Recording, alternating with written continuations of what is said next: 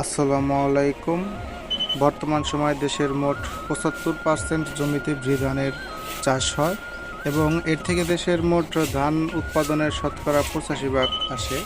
এখনও বেশিরভাগ কৃষক তাদের জমির উৎপাদিত ধান থেকেই বীজ সংরক্ষণ করে এবং পরবর্তী বছরে রোপণ করার জন্য।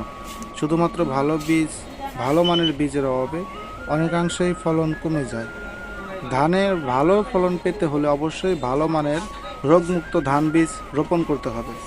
আমাদের জান্নাতি বীজ ভান্ডারে পাবেন উন্নত মানের রোগমুক্ত ধান বীজ, যা বাংলাদেশ বীজ প্রত্যয়ন এজেন্সি থেকে সার্টিফাইড করা। তাই আগামী বড় মৌসুমে ভালো ফলন পেতে হলে অবশ্যই রোপণ করুন জান্নাতি বীজ ভান্ডারের ধান বীজ এবং বাম্পার ফলন ঘরে তুলুন। ধন্যবাদ।